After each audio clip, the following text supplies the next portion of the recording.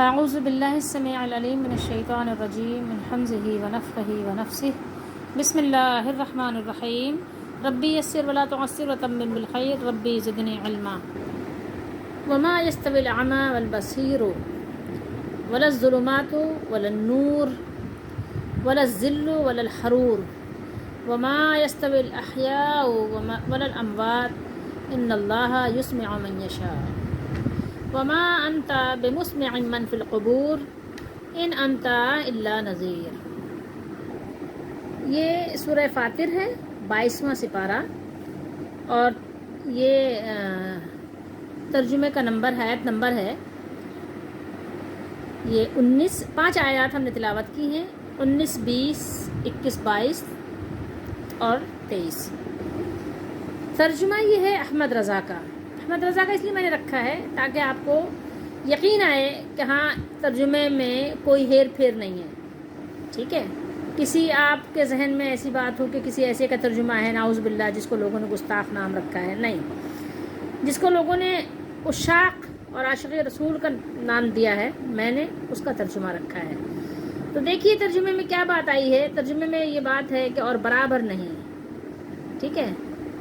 آپ نے کیا دیکھا ترجمہ؟ یستوی، ٹھیک ہے، وہ اور برابر نہیں۔ کون؟ اعمی، جو کہ اندھا یہاں ترجمہ ہے، یعنی نابینا جو دیکھتا نہیں ہے، والبصیر، اور جو آنکھ والا ہے، یعنی آنکھ والا اور بے آنکھ والا، دیکھنے والا اور نابینا دونوں برابر نہیں ہیں، ٹھیک ہے۔ پھر یہاں پہ کیا ہے؟ ظلمات، اندھیریاں، اندھیرے کو کہتے ہیں، ٹھیک ہے۔ تو اندھیریاں بہت طرح کی ہیں، یہاں پر جو صیغہ استعمال ہوا ہے وہ جمع کا صیغہ ہے، ٹھیک ہے۔ تو یہ ظلمات جو ہے بہت طرح کی اندھیریاں، کفر تو بہت طرح کی ہے نا، تو اس لیے یہاں پر کیا ترجمہ ہے؟ اور اندھیریاں اور اجالا کیا ہے؟ برابر نہیں ہے۔ اندھیرا اور اجالا برابر نہیں ہے،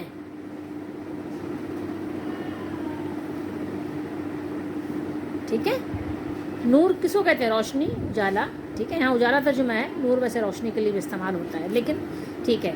تو یہ دونوں چیزیں برابر نہیں ہیں۔ آپ کو پتہ ہے نا کہ اندھیرا بھی ہو اور اجالا بھی ہو تو دونوں برابر نہیں ہیں، ٹھیک ہے۔ اچھا، ولا الظل ولا الحرور، اور نہ سایہ اور نہ تیز دھوپ، کہ اگر سایہ بھی ہو اور تیز دھوپ بھی ہو تو دونوں برابر نہیں ہیں۔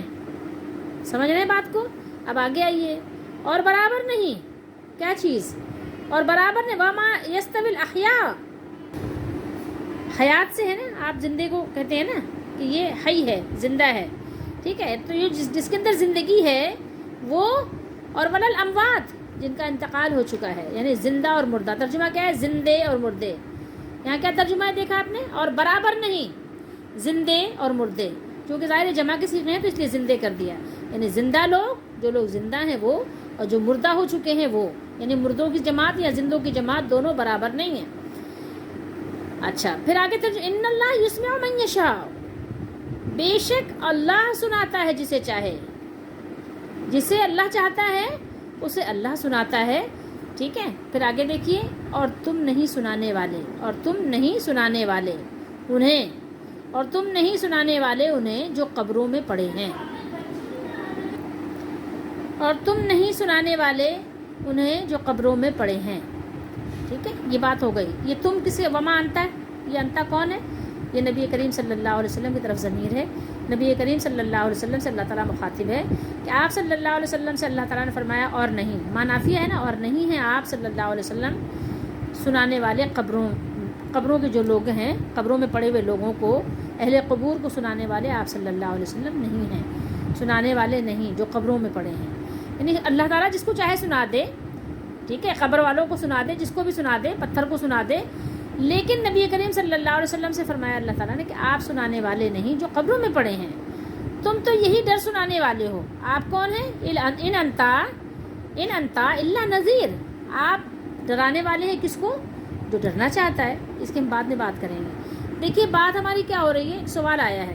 سوال کیا ہے کہ اولیاء اللہ کے وسیلے سے ہم کیوں نہیں مانگ سکتے، ٹھیک ہے۔ ان کے وسیلے سے، وہ بڑے بڑے بزرگ ہیں اور بڑے بڑے بزرگوں کے وسیلے سے ہم کیوں نہیں مانگ سکتے؟ اور ہمارے محلے میں بھی مزار ہے اور وہاں سے بھی لوگ آتے ہیں، مانگتے ہیں، ان کو فیض ملتا ہے، ان سے دعا کرواتے ہیں، تو سب سے پہلی بات تو آپ یہ رکھ لیجئے کہ اہل قبور آپ کے لیے دعا نہیں کرتے، یاد رکھیے۔ اگر اہل قبور دعا کرتے ہوتے تو اللہ کے نبی صلی اللہ علیہ وآلہ وسلم ہمیں یہ پڑھا کر جاتے کہ اہل قبور سے دعا کرایا کرو، ٹھیک ہے۔ نہ تو اللہ کے نبی صلی اللہ علیہ وسلم نے کسی قبر والے سے دعا کروائی، اور نہ ہی نبی کریم صلی اللہ علیہ وسلم نے یہ تعلیم دی، یہ حکم دیا کہ ہاں بھائی قبر والوں سے جب کوئی پریشانی آئے تو قبر والوں کے پاس جا کر۔ تو سب سے پہلی بات تو یہی ہے کہ آپ ذہن میں یہ رکھیے کہ قبر والوں سے دعا کرانے کا جو یہ طور طریقہ ایجاد ہوا ہے، یہ کس نے ایجاد کیا ہے؟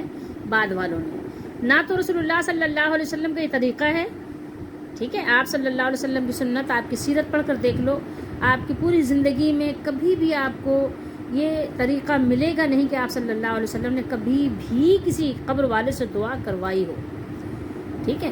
تو یہ تو کانسیپٹ سیدھے سے سرے سے غلط ہو گیا کہ کوئی قبر والا ہمارے لیے دعا کرے گا۔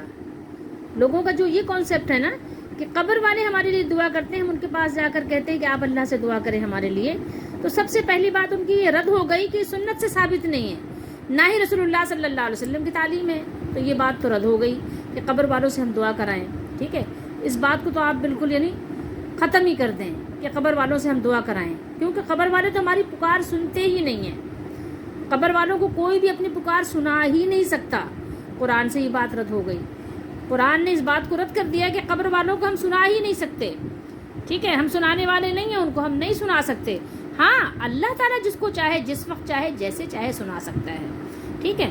اچھا دوسری بات یہ آ گئی کہ اللہ کے نبی صلی اللہ علیہ وسلم نے تعلیم بھی نہیں دی۔ پہلی بات تو یہ کہ آپ صلی اللہ علیہ وسلم کا یہ عمل ہی نہیں تھا، آپ نے یہ کبھی بھی اپنی زندگی میں یہ عمل کیا ہی نہیں۔ اور دوسری بات یہ کہ آپ نے تعلیم بھی نہیں دی۔ کبھی ایسا بھی ہوتا ہے کہ آپ صلی اللہ علیہ وسلم نے ایک کام خود نہیں کیا لیکن دوسروں کو اس کی تعلیم دی، ٹھیک ہے، کہ تم ایسا کرنا، جبکہ زندوں سے آپ صلی اللہ علیہ وسلم نے دعا کروائی بھی ہے اور دعا کروانے کی تعلیم بھی دی ہے، ٹھیک ہے۔ کوئی شخص زندہ ہے تو اس سے دعا آپ کروا بھی سکتے ہیں، کروائیں بھی، اور آپ صلی اللہ علیہ وسلم کی خود سنت بھی ہے۔ حضرت عمر رضی اللہ تعالیٰ عنہ جب حج کے لیے جا رہے تھے تو آپ صلی اللہ علیہ وسلم نے ان سے دعا کروائی کہ مجھے بھی دعاؤں میں اپنی یاد رکھنا، ٹھیک ہے۔ اور آپ صلی اللہ علیہ وآلہ وسلم نے اس کی یعنی آپ نے فرمایا بھی کہ دوسروں سے بھی دعا کراؤ اپنے لیے، ٹھیک ہے۔ اور دوسروں کی دعا کی آپ نے برکت بھی بتائی کہ دوسروں کے لیے جو دوسری دعا کرتے ہیں وہ دعائیں رد بھی نہیں ہوتی۔ خیر، اب آئیے نمبر 2 پر بات ہم یہ کرتے ہیں۔ ایک بات تو یہ ہوگا، ایک ہی بات کا دو پارٹ تھے نا کہ آپ صلی اللہ علیہ وسلم نے نہ یہ عمل کیا، نہ ہی آپ نے کرنے کا حکم دیا کہ قبر والوں سے دعا کرواؤ۔ تو یہ ایک ہی عمل کے 2 پارٹ تھے جو آپ کو میں نے بتایا۔ اب نمبر 2 آئیے یہ کہ سب سے یعنی اہم بات یہ ہے کہ ہم یہ کہتے ہیں جس کو کہ یہ بہت بڑے بزرگ ہیں اور یہ اللہ کے ولی ہیں۔ تو اب اس کے لیے قرآن مجید کی ہم اس کی یعنی تفسیر پڑھنے سے پہلے ہم یہ بات کریں گے کہ پہلی بات آپ یہ بتائیے کہ جو قبر میں ہیں، جن کا انتقال ہو گیا ہے، آپ نے کیسے جانا کہ وہ اللہ کے ولی ہیں، ٹھیک ہے، جن کے بارے میں قرآن نے بیان کر دیا کہ اللہ تعالیٰ ان سے راضی ہو گیا، اور جن کے بارے میں اللہ کے نبی صلی اللہ علیہ وسلم نے بیان کر دیا وہ تو ہم من و ان مانتے ہیں، ٹھیک ہے، کہ واقعی وہ اللہ کے ولی بھی ہیں، اور ان کو ہم بزرگ بھی کہیں گے، ان کو ہم بڑا بھی کہیں گے، وہ تو ٹھیک ہے، بالکل بات یعنی کہنا چاہیے کہ واضح ہے، اس میں کسی قسم کے شک اور تردد کی بات نہیں ہے، جیسے کہ صحابہ کرام کی جماعت ہے۔ لیکن بعد والوں کے لیے، بعد والے بعد میں جو آئے، جن کو ہم کہتے ہیں بڑے بڑے بزرگ، یہ بہت بڑے بڑے لوگ ہیں، یہ بڑے بڑے بزرگ ہیں، بہت بڑے ولی ہیں، اولیاء اللہ ہیں، اور یہ بہت بڑے ولی ہیں۔ تو سب سے یعنی اہم بات یہ ہے نمبر 2 پر، جب بھی ہم کسی کو کہیں کہ یہ بزرگ ہیں یا یہ بہت بڑے ولی ہیں، یہ اولیاء اللہ ہیں، تو ہمارے پاس تو کوئی دلیل تو ہونی چاہیے کہ اگر کسی کو انگلی رکھ کے یا کسی کو نامزد کر کے ہم کہہ رہے ہیں کہ یہ بہت بڑے ولی ہیں، تو ہمارے پاس کوئی دلیل بھی تو ہو کہ یہ بہت بڑے ہیں تو صحیح، لیکن ہمیں کیسے پتا کہ یہ بہت بڑے ولی ہیں اللہ کے؟ کیا ہم یہ یعنی بات مان لیں کہ جو لوگ کہہ رہے ہیں کہ اللہ کے ولی ہیں، یا یہ کہ یہ ہمارا صرف گمان ہے، ٹھیک ہے، اور گمان یقین کا فائدہ نہیں دیتا؟ یہ تو سب کو پتا ہے کہ گمان گمان ہوتا ہے، یقین یقین ہوتا ہے۔ وہ جو یقینی گمان ہے، جو یقینی بات ہے، وہ تو قرآن و سنت ہے۔ قرآن و سنت کے علاوہ جو بھی بات ہے وہ تو ہماری اپنے دل کی بات ہے، ہماری اپنے دل کی خوشی کی بات ہے، ہماری اپنی پسند ہے۔ تو اب لازمی بات ہے کہ ہماری اور آپ کی پسند جو ہے نا وہ اللہ تعالیٰ کے حکم کے سامنے تو کچھ بھی کام نہیں دے گی۔ تو اب یہ بتائیے کہ اگر کوئی بہت بڑا بزرگ ہے یا بہت بڑا ولی ہے، ٹھیک ہے، تو اب ہمیں کیسے پتہ چلا؟ ہم تو صرف اتنا جانتے ہیں کہ ہاں کوئی اگر 5 وقت کا نماز پڑھنے والا ہے، تہجد پڑھنے والا ہے اور اللہ تعالیٰ کے یعنی احکامات کو پورا کرنے والا ہے، تو ہم تو صرف اتنی بات کہیں گے نا کہ ہاں وہ یعنی ہمارا گمان اتنا ہے کہ یہ اللہ تعالیٰ کا یعنی نیک بندہ ہے، ہمارا گمان ہے۔ اللہ کے نبی صلی اللہ علیہ وسلم نے ہمیں صرف یہی تعلیم دی ہے کہ آپ گمان سے ہی کوئی بات کہہ سکتے ہیں، یقینی بات تو آپ صلی اللہ علیہ وسلم نے فرمایا کہ از خود میں خود بھی نہیں کہتا۔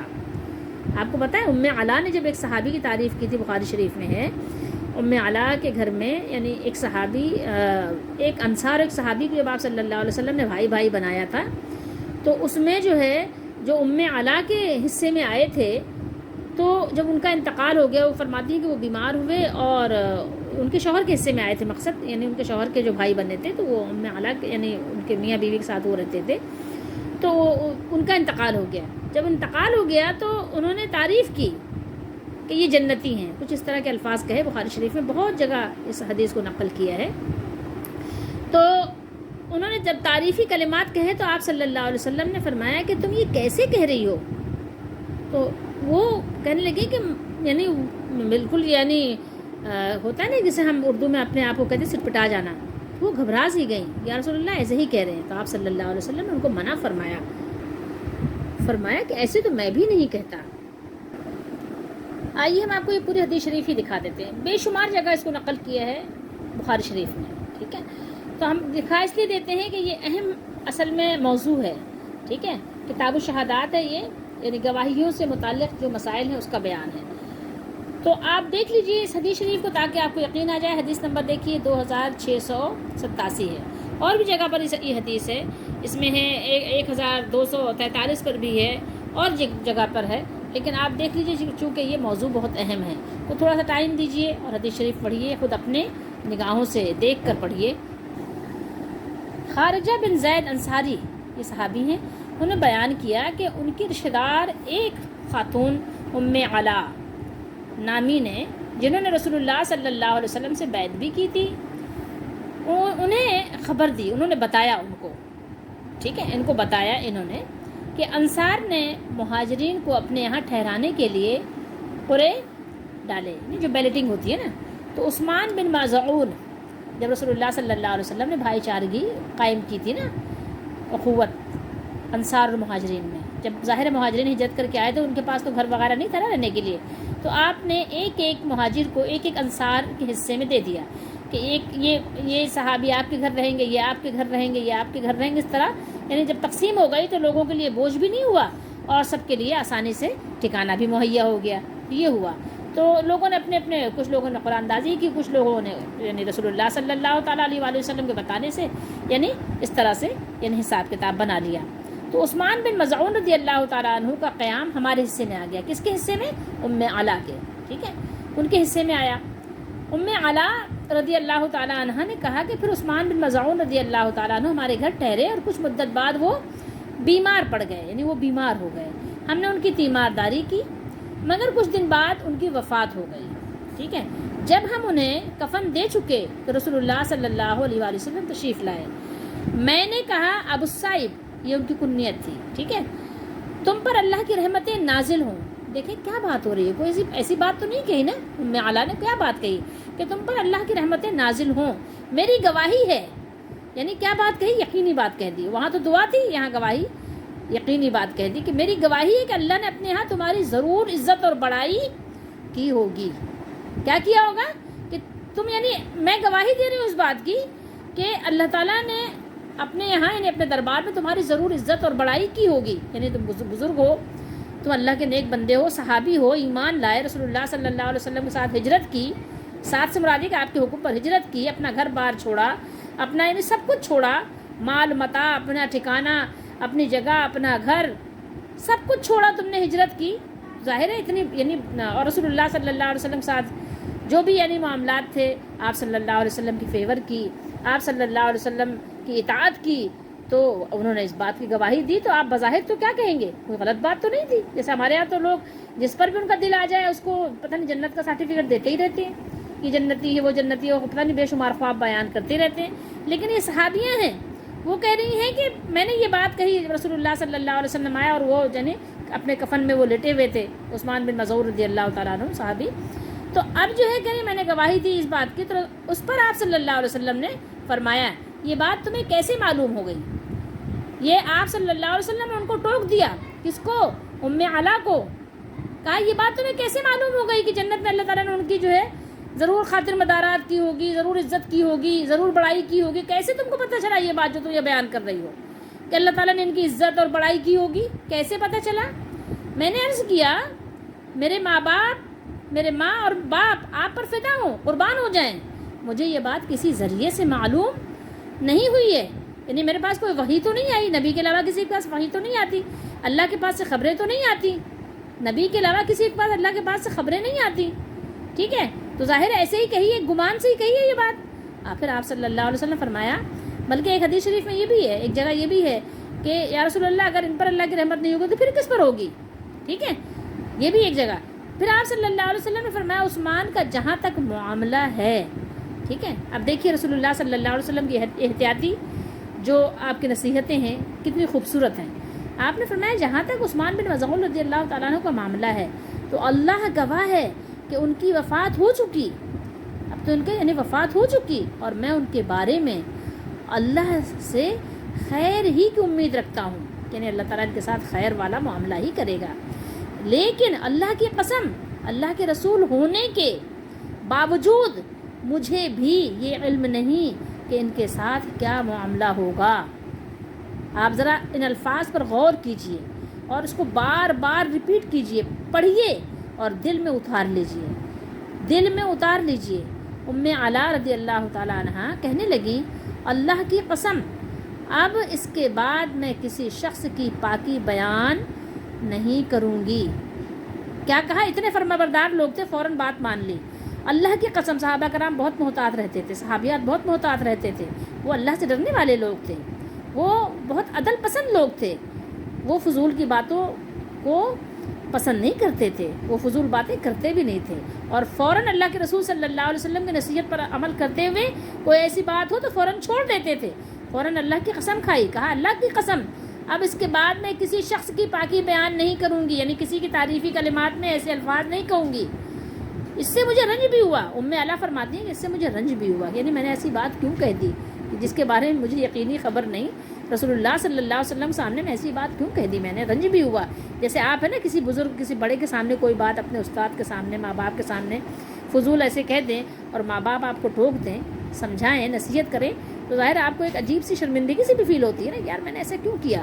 تو اسی طریقے سے ان کو بھی ہوا کہ آپ صلی اللہ علیہ وسلم کے سامنے، یہاں دیکھیے بات بھی آ گئی کہ آپ صلی اللہ علیہ وسلم کے سامنے ایک ایسی بات کہی یعنی جس کا مجھے علم ہی نہیں ہے، یعنی ایک فضول بات کہہ دی میں نے خواہ جس کا مجھے حقیقی علم نہیں تھا. انہوں نے کہا ایک دن میں سو رہی تھی، اپنے آپ کو بتائیں یہ باقی جو ہے نا حدیث یہ پوری ہو رہی ہے یہاں پر کہ انہوں نے اس کے ساتھ بیان کیا کہ ایک دن میں سو رہی تھی، میں نے خواب میں حضرت عثمان رضی اللہ تعالیٰ عنہ کے لیے ایک بہتا ہوا چشمہ دیکھا. میں رسول اللہ صلی اللہ علیہ وسلم کی خدمت میں حاضر ہوئی اور آپ صلی اللہ علیہ وسلم سے خواب بیان کیا. آپ صلی اللہ علیہ وسلم نے فرمایا یہ ان کا نیک عمل تھا. ٹھیک ہے، یہ ان کا نیک عمل تھا، ان کا جو عمل تھا جنہوں نے نیک عمل کیے تھے وہ چشمے کی صورت میں بہہ رہا ہے. رسول اللہ صلی اللہ علیہ وسلم کے الفاظ کو آپ تھوڑا سا عربی میں بھی دیکھ لیجیے. ٹھیک ہے، آپ نے فرمایا لارجو لہ الخیر، یعنی مجھے امید تو یہی ہے، وَإِنِّي لارجو لہ الخیر، میں ان سے خیر کے سوا یعنی اور امید نہیں رکھتا، خیر کی امید رکھتا ہوں. اللہ کی قسم ما ادری، میں نہیں جانتا، وَأَنَا رسول اللہ، حالانکہ میں رسول اللہ کا رسول ہوں، ما یفعل بہ، کہ ان کے ساتھ کیا معاملہ ہوگا مجھے اس کے بارے میں علم نہیں ہے. یعنی جب تک کہ جبریل علیہ السلام آ کر یقینی خبر نہ دیں تو رسول اللہ صلی اللہ علیہ وآلہ وسلم اپنی طرف سے کوئی یقینی بات بیان نہیں کرتے کہ ہاں یہ واقعی ایسا ہی ہے، جب تک کہ اللہ کے رسول صلی اللہ علیہ وسلم کو اللہ کی طرف سے خبر نہ آئے.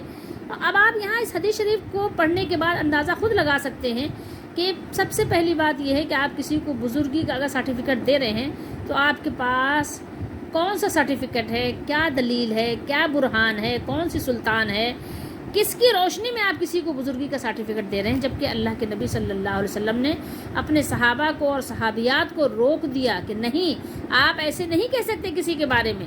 کیسے ایسے کہہ سکتے ہیں؟ جب تک کہ اللہ تعالیٰ کی طرف سے یقینی خبر نہ آئے تو میں اور آپ تو صرف ایک گمان کر سکتے ہیں کہ ہمارا گمان ہے. میں صرف امید کرتا ہوں یا امید کرتی ہوں کہ اللہ تعالیٰ نے اس پر اپنی رحمت کرے، اپنی رحمت فرمائے۔ باقی تو مومنوں کے لیے دعا ہے، میں اور آپ جو دنیا سے چلے گئے ان کے لیے بھی دعا ہے اور زندوں کے لیے بھی دعا ہے، اور جو چلے گئے کہ اللہ تعالیٰ بس ان کا یعنی عمل قبول فرما لے، ان کو معاف فرما دے، جو لوگ ایمان پہ چلے گئے ان کی مغفرت فرما دے۔ میں اور آپ تو کسی کو یقین سے یہ بھی نہیں کہہ سکتے کہ اس کا خاتمہ کس طرح ہوا ہے، اس کا خاتمہ ایمان پر ہوا ہے، اس کا خاتمہ نفاق پر ہوا ہے۔ آپ بتائیں نا، میں اور آپ کیسے کہہ سکتے ہیں کسی کے بارے میں کہ اس کا خاتمہ کیسے ہوا ہے؟ اللہ کے نبی صلی اللہ علیہ وسلم کی اتنی صاف اور واضح حدیث شریف کی موجودگی میں آپ اگر کسی کو بزرگی کا سرٹیفکیٹ دے رہے ہیں تو کیسے دے رہے ہیں؟ آپ نے کبھی سوچا؟ سب سے پہلی بات تو آپ یہی غور کیجئے، بار بار اپنے دل میں غور کیجئے کہ اگر یہ بزرگ ہم اس کو کہہ رہے ہیں تو ہمیں کیسے پتا کہ اس کی مغفرت ہوئی ہے کہ نہیں ہوئی ہے؟ یہ جنت میں ہے یا جہنم میں ہے، ہمیں کیسے پتا؟ ہمیں کیسے پتا ہی کیسے چلا ہمیں کہ یہ ہمارے پاس کہاں سے خبر آئی؟ یا جو لوگ کہہ رہے ہیں تو لوگوں کی بات کو ہم کیسے یقینی یعنی درجہ کیسے دے سکتے ہیں؟ یقین کا درجہ لوگوں کی بات کو ہم کیسے دے سکتے ہیں؟ تو آپ پہلے تو اس کا یعنی آپ جو یہ گتھی ہے نا، اس کا حل نکالیں، اس کو آپ سلجھائیں پہلے۔ اب آئیے یہ حدیث شریف آپ دیکھیے کہ کسی کی تعریف ہمیں کیسے کرنی چاہیے، ٹھیک ہے؟ یہاں اللہ کے نبی صلی اللہ علیہ وسلم کا فرمان دیکھیے، 6061 ہے حدیث نمبر، بخاری شریف کتاب الادب ہے۔ یہاں بات کیا ہوئی؟ حدثنا آدم، یہ حدثنا کون کہہ رہا ہے کہ ہم سے بیان کیا آدم بن ابی ایاس نے، یہ محدث خود کہہ رہے ہیں۔ بخاری شریف لکھنے والے سے کس نے بیان کیا؟ آدم بن ابی ایاس نے بیان کیا، ٹھیک ہے؟ اور آدم بن ایاس سے کس نے بیان کیا؟ شعبہ نے بیان کیا، اور ان سے شعبہ سے خالد نے بیان کیا، اور ان سے عبد الرحمن بن ابی بکرہ نے بیان کیا، اور ان سے ان کے والد نے بیان کیا، اور ان کے والد نے نبی کریم صلی اللہ علیہ وسلم کے مجلس میں یہ بات اپنے کانوں سے خود سنی، ٹھیک ہے؟ تو ایک شخص آیا، ان رجلا ذکر عند النبی صلی اللہ علیہ وسلم، ٹھیک ہے؟ آیا تو ایک دوسرے شخص نے ان کی مبالغے کے ساتھ تعریف کی۔ مبالغہ جانتے ہیں؟ جب بڑھا چڑھا کر ذرا ارے یہ تو یوں بھی ہیں اور یہ تو یوں بھی ہیں، تعریف کی۔ تو نبی اکرم صلی اللہ علیہ وسلم نے فرمایا افسوس، کیا فرمایا؟ ویحک، افسوس تم نے اپنے ساتھی کی گردن توڑ دی۔ اور آپ صلی اللہ علیہ وسلم نے یہ جملہ کئی بار فرمایا، کئی بار اس بات کو آپ نے ریپیٹ کیا، دہرایا، یعنی ناپسند فرمایا کہ تم نے تو اپنے ساتھی کی گردن ہی مروڑ دی، تم افسوس ہے تم پر، انہوں کا صاحبی کا، تم نے اپنے ساتھی کی گردن ہی جو ہے توڑ مروڑ ڈالی، ٹھیک ہے؟ کتنی تکلیف ہوگی گردن توڑ مروڑ کرنے میں، سوچئے ذرا۔ تو یہ تعریف کرنا کوئی اچھی بات نہیں ہے، یہ اس طرح ہے جیسے کہ کسی کو آپ نے اس کی گردن ہی موڑ مار دیا، ٹھیک ہے؟ اگر تمہارے لیے کسی کی تعریف کرنی ضروری ہو تو یہ کہنا چاہیے کہ میں اس کے متعلق ایسا خیال کرتا ہوں، کیا کرتا ہوں؟ ایسا خیال کرتا ہوں، یعنی میرا گمان ایسا ہے۔ اگر ضروری ہو جائے کسی کی تعریف کرنا تو اس طرح تعریف کیجیے۔ باقی علم اللہ کو ہے، اللہ کو معلوم ہے کہ نیک بخت ہے یا بد بخت ہے۔ یہ علم کس کے پاس ہے؟ یہ علم صرف اللہ کے پاس ہے، میں اور آپ نہیں جانتے، میں اور آپ صرف گمان کرتے ہیں کہ اللہ کا نیک بندہ ہے، لیکن ہمیں نہیں پتہ کہ اس کا اندر ہو سکتا ہے کہ نفاق چھپا ہوا، جو منافق ہو، ہمیں کیا پتہ؟ اللہ تعالیٰ نے قرآن میں سورۃ توبہ میں فرمایا کہ آپ کے ارد گرد، کس سے؟ نبی کریم صلی اللہ علیہ وسلم سے فرمایا کہ آپ کے ارد گرد، آپ کے قریب مدینے میں منافق رہتے ہیں، آپ صلی اللہ علیہ وسلم ان کو نہیں جانتے، نحن نعلمہم، اور ہم ان کو جانتے ہیں۔ سورۃ توبہ میں اللہ نے باقی علم کیا ہے؟ اللہ کے نبی نے فرمایا اللہ کو علم ہے، باقی علم اللہ کو ہے، وہ ایسا ہے یعنی جیسا ہم سمجھ رہے ویسا ہے، یا وہ کیسا ہے، وہ اچھا ہے، برا ہے، نیک ہے، بد ہے، اس کے بارے میں جو حقیقی علم ہے وہ اللہ کو ہے، ٹھیک ہے؟ اگر اسے یہ معلوم ہو کہ وہ ایسا ہی ہے، یعنی بہت نیک ہے، بہت متقی ہے، ٹھیک ہے، اور یوں نہ کہے، اللہ کے نبی نے منع کیا کہ ایسے نہ کہو کسی کو، اور یوں نہ کہے کہ وہ اللہ کے نزدیک اچھا ہی ہے، یعنی کسی کے بارے میں آپ یہ یقینی بات نہیں کر سکتے کہ اللہ کے نزدیک ولی ہی ہے، جس کو ہم ولی کہہ رہے ہیں یہ ولی ہی ہے، یقینی بات آپ کیسے کہہ سکتے ہیں کہ اللہ کا ولی ہے؟ یہ کیسے آپ کو پتا کہ اللہ تعالیٰ نے اس کو اپنا ولی بنایا ہے؟ اگر ہے کوئی سورس آف نالج تو اس کو بیان کیجئے کہ مجھے ایسے پتا چلا۔ جس نے بھی کہا ہے پہلے وہ بتائے، اس کو یقینی بات بتائے کہ مجھے پتہ چلا ہے۔ کہاں سے پتہ چلا ہے؟ کہاں سے پتہ چلا ہے؟ کہ آپ نبی ہو، آپ کے پاس جبریل علیہ السلام آتے ہیں، آپ کے پاس کہاں سے خبریں آئیں کہ آپ نے یہ بات کہی کہ یہ اللہ کا نیک ہی بندہ ہے، یہ جنتی ہی ہے، یہ ولی ہی ہے، یہ بہت بڑا ولی ہے، یہ بہت بڑا بزرگ ہے؟ اس سے مانگا جا سکتا ہے. کیسے پتہ چلی آپ کو یہ بات؟ سب سے پہلے آپ اس بات کی آپ وضاحت دیجیے کہ کیسے پتہ چلا. ٹھیک ہے.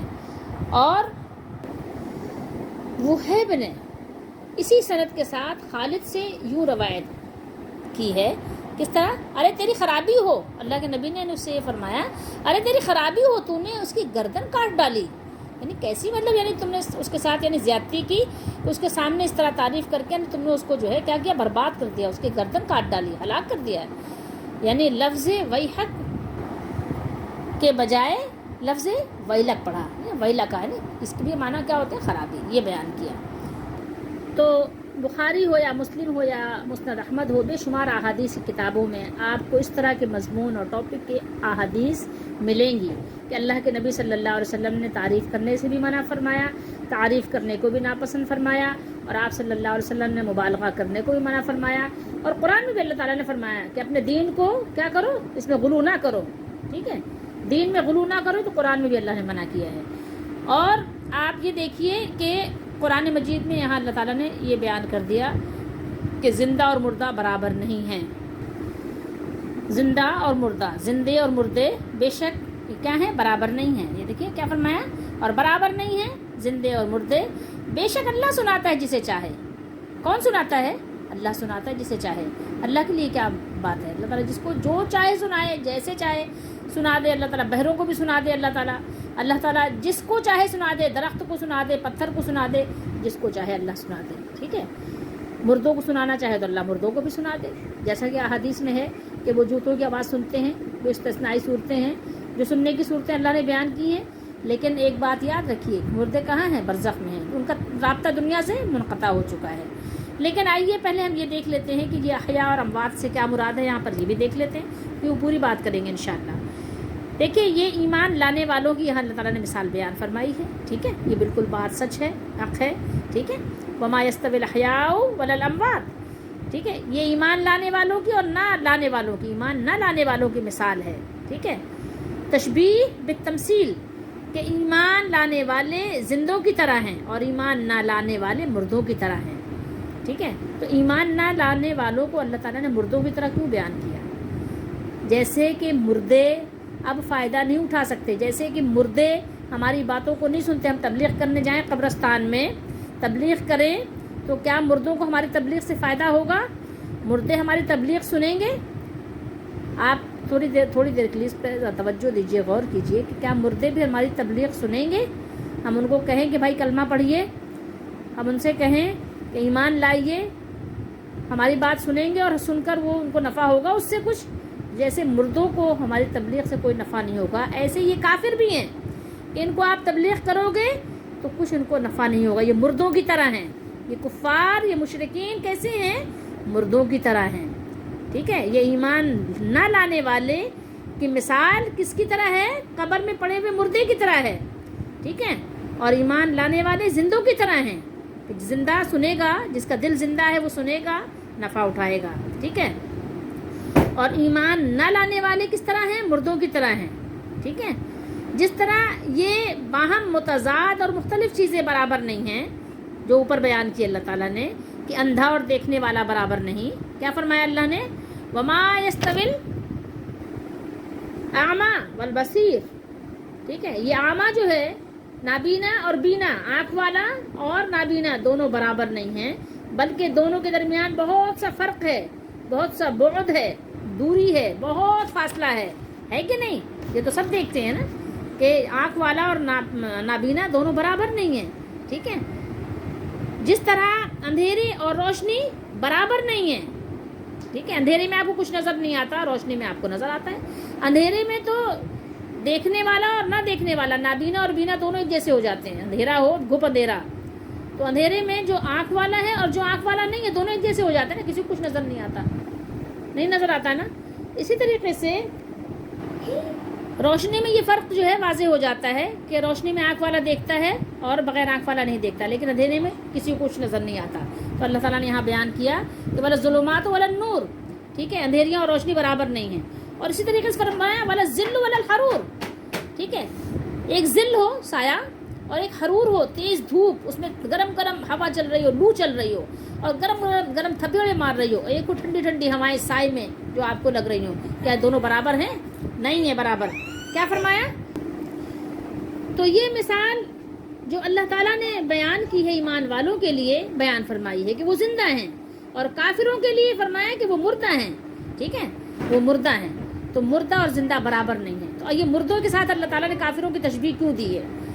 اب اس انشاءاللہ ہم اگلی نشست میں بات کریں گے. ٹھیک ہے، پھر یہ بزرگوں سے مانگنا اور قبر والوں سے مانگنا اور دور اور نزدیک سے ان سے مانگنا اور یا ان سے دعا کرانا، پھر انشاءاللہ تعالیٰ قرآن و حدیث کے پورے یعنی واضح دلائل کے ساتھ آپ کو تسلی دیں گے. اللہ تعالیٰ ہم سب کا حامی و ناصر ہو.